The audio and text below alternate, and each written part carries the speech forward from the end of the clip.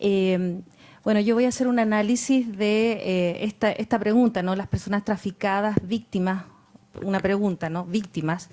A mí me gustaría hacer una argumentación de tipo criminológico y quisiera que entendieran que voy a hablarlo desde la disciplina de la criminología. La criminología tiene un tetraobjeto de estudio y el tetraobjeto de estudio, uno de ellos es el delito. Por lo tanto, eso tiene que ver con la tipificación del delito, o sea, no toda conducta, ¿no es cierto?, es un delito, por lo tanto, hay que ir al Código Penal, etcétera. Hay que tipificar el delito. El otro objeto de estudio es el delincuente. Y ahí vamos a tener varias perfilaciones acerca de los delincuentes, los tipos de delincuentes. Y el tercer objeto de estudio es la víctima. De hecho, la criminología desarrolla tanto el tema de la víctima que hablamos de victimología. No quise solamente cerrarme en colocar que era victimología, sino que quise ampliarlo a la criminología. Y el cuarto objeto de estudio tiene que ver con el control social. El control social tanto formal como el informal. Y acá hemos visto que hay instituciones que ejercen ese control formal, dado que están en las instituciones que ejercen de alguna manera facultados por la Constitución de la República y claramente por las leyes, tienen que ejercer ese control, y otras organizaciones que no son del Estado, como algunas ONG que están aquí, ejercen también ese control social. También lo tenemos a través de los medios de prensa. Ustedes saben que ese es el cuarto poder, que no está explícito, pero lo decimos. Para poder dar. Bueno, a modo de introducción, me gustaría de alguna manera dar cuenta de algunas cosas que se han hablado acá. Bueno, claramente este tipo de delito, el tráfico, ¿no? Porque hacemos una diferencia entre la trata. Yo me imagino que ya todo les quedó claro la diferencia entre la trata y el tráfico. Nosotros cuando hablamos de este tipo de delitos, nosotros hablamos de un delito, como lo explicaba Carolina Suazo muy bien, que también he tenido, como decían, trabajar con ella, muy profesional y objetiva. Nosotros estamos dando cuenta de un delito transnacional y transfronterizo, por lo tanto, detrás de esto hay un crimen organizado, por lo tanto, que cuando se detecta alguna red, no solamente nosotros estamos de alguna manera protegiendo en esa instancia a nuestro país, sino que esto, como lo hablaba el expositor primero, es holístico, es globalizado.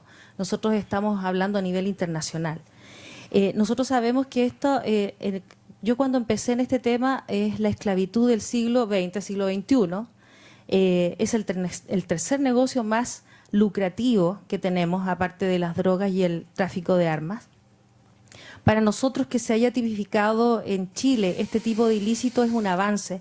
Yo me recuerdo que en el año, me parece que fue en el año 2012, cuando ingresa Gloria Trevi, se le impidió entrar a nuestro país, se hizo ese control. No tuve tiempo un poco para hacer alguna exposición del trabajo que hace la Policía de Investigaciones en el control fronterizo, porque claramente es mucho más que un control administrativo. Y por lo tanto, cuando ingresa Gloria Trevi, yo no sé si ustedes saben que ella estuvo claramente en Brasil, estuvo en México, pero ella hubo tres víctimas chilenas y lamentablemente yo no puedo dar detalles, pero claramente tuve algún contacto con estas víctimas, y la verdad es que para esas víctimas la verdad que no era muy agradable que pudiera entrar. Ella ingresó porque hubo una autoridad, la autoridad administrativa es quien permite que ella ingrese. Y por lo tanto también quiero comentarles a ustedes que se impide el ingreso de personas que han cometido este tipo de ilícitos. O sea, quería comentarlo a modo de que recuerden que igualmente ya entró, porque parece que venía la Teletón y parece que ahí no se pudo de alguna manera sopesar si era víctima o victimario, que vamos a hablar eso. Bueno, el traficado, la persona traficada puede tener una voluntad o una pseudo voluntad. ¿Qué significa eso? Que ustedes saben que en algún momento, ¿no es cierto?, el traficado es quien cancela alguna suma de dinero. Y cuando hablo de voluntad es que a lo mejor efectivamente lo había pensado, lo había planificado, a lo mejor le era más cómodo, pero también podemos hablar de una pseudo voluntad, porque también hay otras ocasiones en que este traficado también es engañado y por lo tanto a veces aduce hasta voluntad, pero es una pseudo voluntad porque hay un engaño. Le dicen, no, tú en Chile no puedes ingresar fácilmente, a Chile tienes que ingresar por este lugar, no, yo te hago esto. O sea, hay un engaño porque no es complejo ingresar a Chile, sí obviamente se hacen todos los trámites que hay que hacer. Claramente nosotros hablamos del que es tratado, que hablamos de una pseudo voluntariedad. Y también aquí se produce lo que decía aquí Cecilia. Ella habló de que mantienen un lazo a veces con este traficante, ¿no? Y eso es lo que nosotros llamamos el síndrome de Estocolmo. Ustedes lo deben recordar porque claramente se produce una situación donde hay mucho sufrimiento, mucha vulnerabilidad social, emocional, donde se produce este enamoramiento o esta vinculación exacerbada con el sujeto que es el agresor, que en este caso es el traficante. Porque no hay ninguna otra persona que lo pueda salvar en el mundo. También podríamos explicar cómo ocurren nosotros le llamamos lavado de cerebro, ¿no?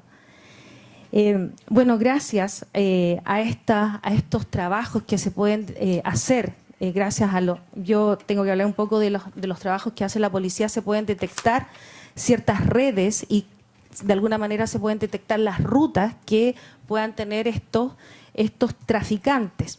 Ahora, la información que nosotros tenemos es que la mayor parte de los traficantes son connacionales de ellos o son sujetos que tienen también, tenemos pocos, la verdad es que no manejo la cantidad exacta de casos donde hayan sido chilenos, son connacionales y son algunos de otras nacionalidades. Lamentablemente en el norte de Chile tenemos una persona que es muy buscada que es de nacionalidad peruana. Y ella tiene una red importante, o él. Y eso es preocupante.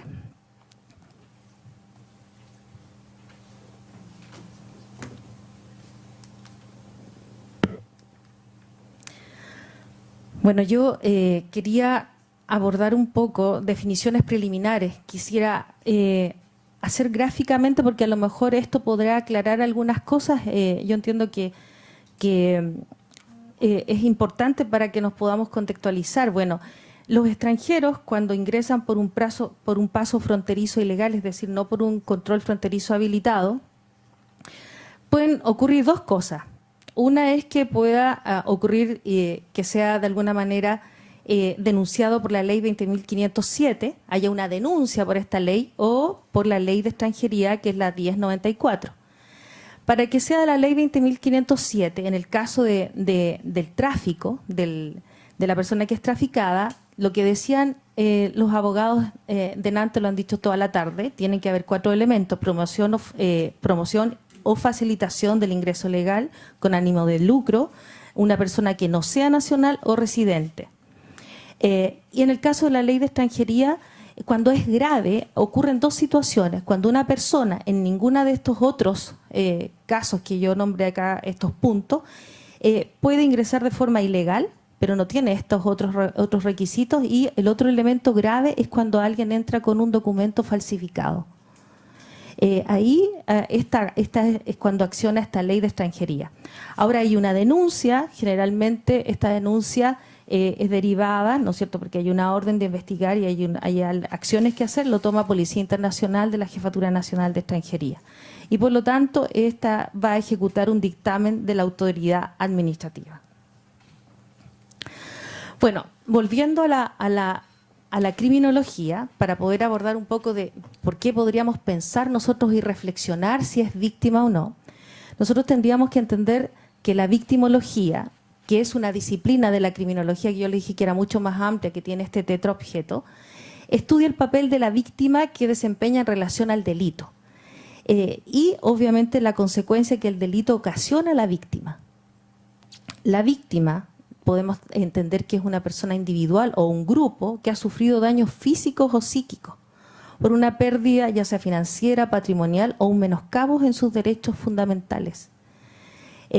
Y todo ello es independiente, o sea, independientemente de que la justicia juzgue o no al delincuente o de la relación que existe entre la víctima y el agresor. Es muy importante entender que existe una relación entre la víctima y el agresor. La victimogénesis, el estudio de los factores que predisponen a ciertos individuos a tener más riesgos y a ser más objetos de delitos.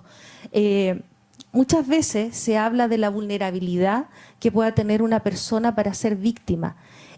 Yo me quedo un poco con los planteamientos que hace el FBI cuando plantea que cualquier persona podría ser víctima.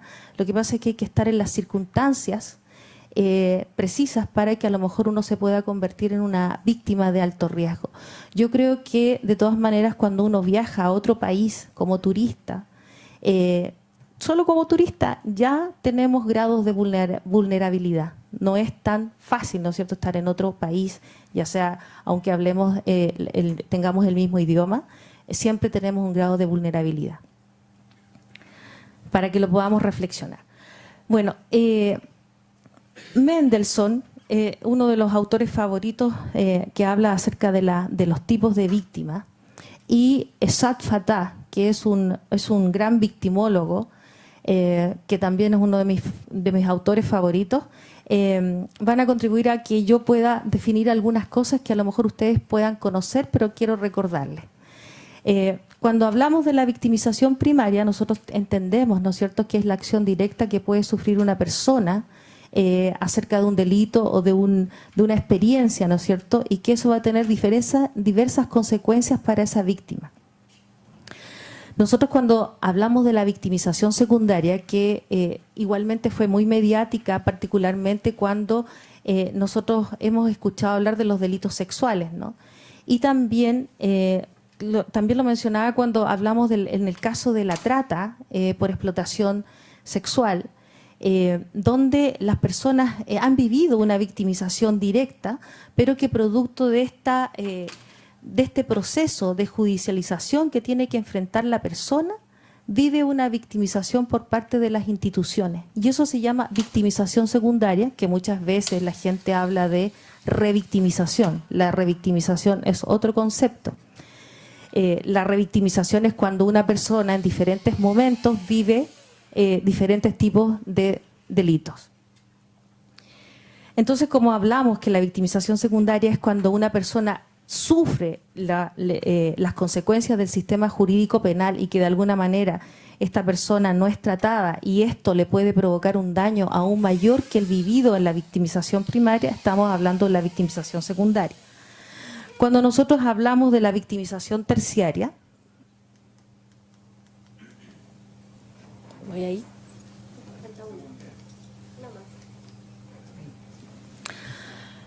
La victimización terciaria, yo no sé si algunos se recordarán, bueno, la victimización terciaria es la que puede vivir una persona que en un inicio es un delincuente y que es procesado y que de alguna manera tiene que terminar este proceso en la cárcel, cuando es condenado. Entonces, por lo tanto, producto de esta institucionalización que va a vivir en la cárcel, producto de este abuso de poder que pueda vivir en la cárcel, vive una victimización terciaria.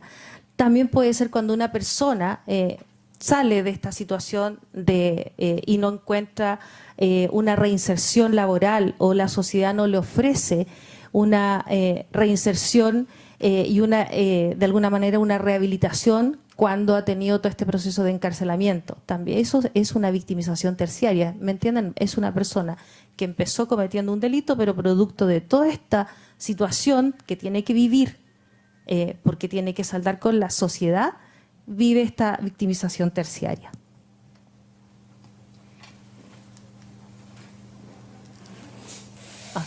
Se apagó. Y la siguiente. Sí, Mendelssohn. ¿Ande? Mendelssohn. Bueno, Mendelssohn como él desarrolla una tipología que es bastante conocida por las ciencias penales.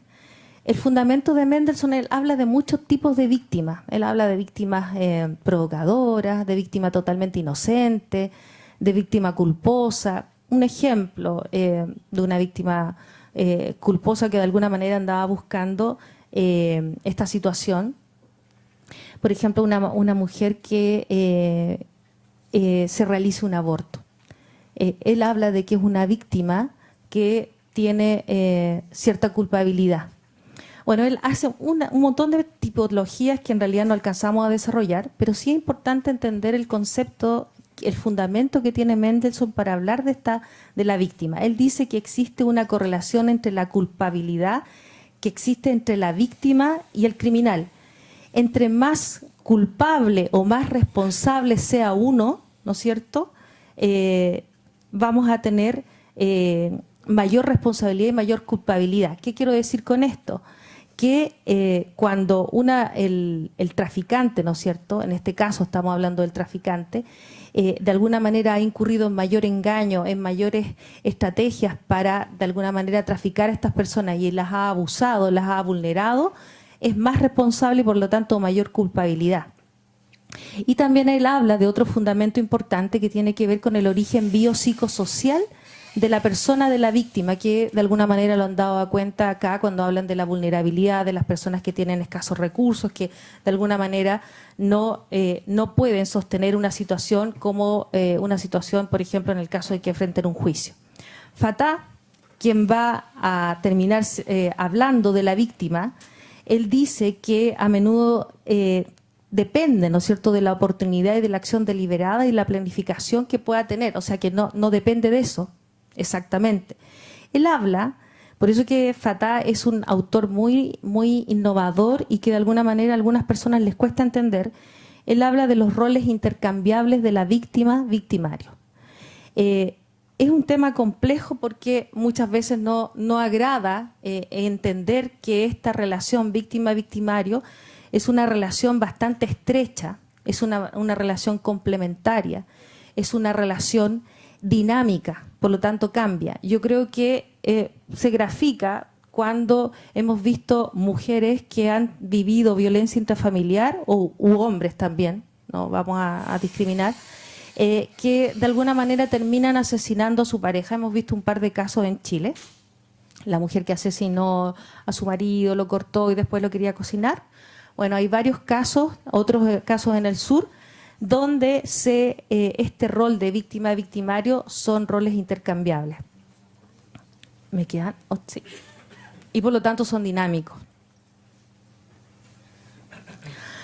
Bueno, hablaba, ¿no es cierto?, de la posibilidad de victimización, porque además una de las cosas que también caracteriza a la persona que es migrante o la persona que está buscando ir a otro país es que asume un alto riesgo.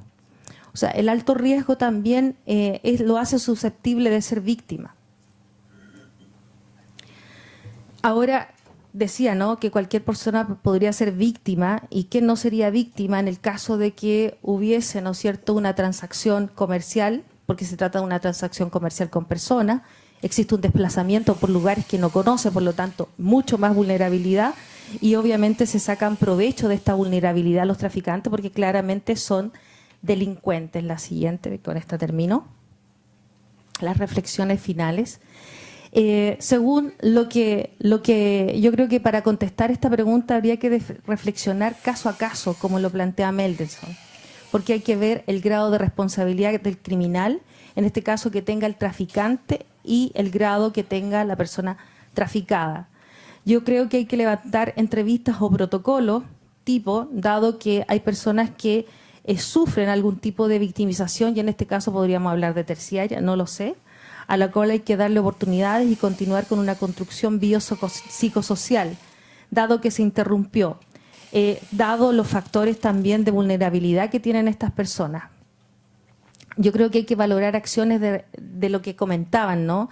Esto tiene que ver con la repatriación y de expulsión. Son conceptos que de alguna manera hay que evaluar y eso lo tiene que evaluar la autoridad administrativa y ver el grado de victimización que tiene caso a caso para poder plantear estas medidas, también por el nivel de riesgo. Y finalmente, lo que de alguna manera se propone, o yo propongo, es que se realicen campañas de prevención a través de los consulados, sensibilizar a sus países orígenes, evaluar las siguientes etapas de prevención, y esto tiene que ver con un principio universal de corresponsabilidad. O sea, yo creo que los países se tienen que hacer responsables, sobre todo los países que de alguna manera sufren grandes pobrezas, por lo tanto provocan grandes migraciones, y tiene que haber una comunicación entre Chile y los otros países. Gracias.